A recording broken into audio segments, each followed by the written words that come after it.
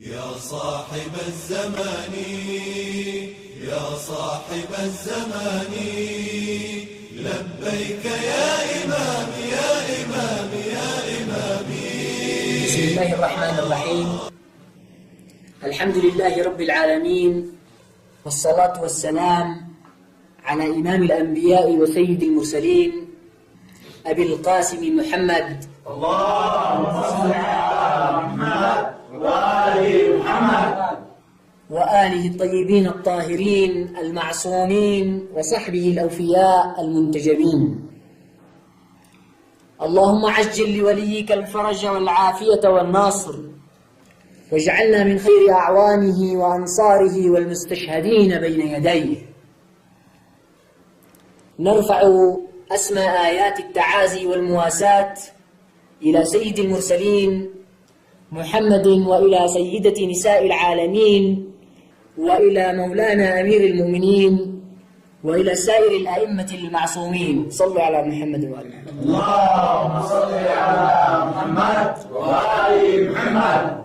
ونعزي مولانا صاحب العصر والزمان الإمام المهدي عجل الله تعالى فرجه الشريف، ومراجعنا العظماء والسادة والمشايخ العلماء، والشيعة الأتقياء الأصفياء الأنقياء، والأمة الإسلامية جمعاء، في ذكر المصاب الأعظم لآل الله وآل رسول الله صلوات الله عليهم أجمعين، في ذكر استشهاد أبي عبد الله الإمام الحسين عليه السلام. أما بعد، فقد أعلنا عن إحياء الشعائر الحسينية في عاشوراء هذا العام علنا، داعين جميع أنصار أبي عبد الله الإمام الحسين عليه السلام وشيعته إلى المشاركة والمساهمة بشكل مباشر في إحياء ذكر آل محمد عليهم السلام. وقد راهن ويراهن الكثيرين على إحباط هذه المبادرة الولائية، وواجهتنا الكثير من الجهات والمنظمات والشخصيات الاعتبارية من المخالفين لنهج سيد الأحرار والمبغضين لآل بيت رسول الله الأبرار صلوات الله عليه وآله. ونحن نرسل لهم هذه الرسالة. نحن اليوم في 9 من شهر محرم الحرام للعام 1434 للهجرة، لا نزال نؤكد بأننا سنقيم شعائر أبي عبد الله الإمام الحسين عليه سلام الله في اليمن وعلنا كحق مشروع ومكفول في التشريع الإلهي والقانون الوضعي، وفاء منا مع رسول الله صلوات الله عليه وآله. اللهم صل على محمد وآل محمد.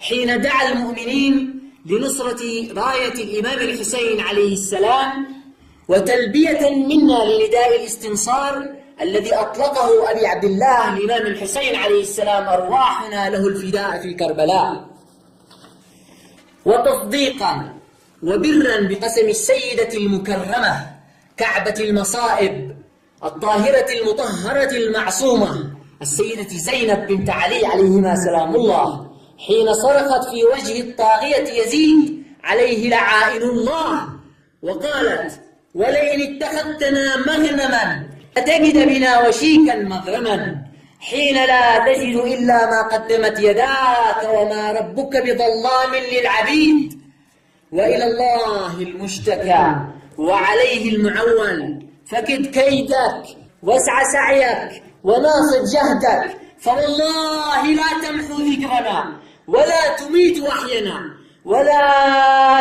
وحينا ولا تدرك أمدنا، وهل رأيك إلا فند، وأيامك إلا عدد، وجمعك إلا بدد، يوم ينادي المنادي ألا لعنة الله على الظالمين، والحمد لله رب العالمين.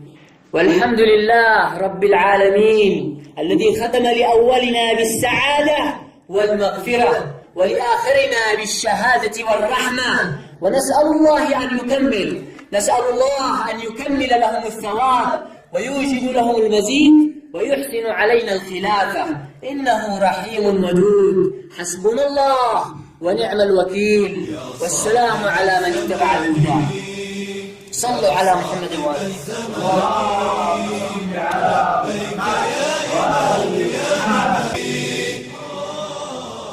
يا وارث الكرام لبيك يا إمامي، يا وارث الكرام لبيك يا إمامي، متى ستظهر الله أكبر، متى ستظهر الله أكبر، لبيك يا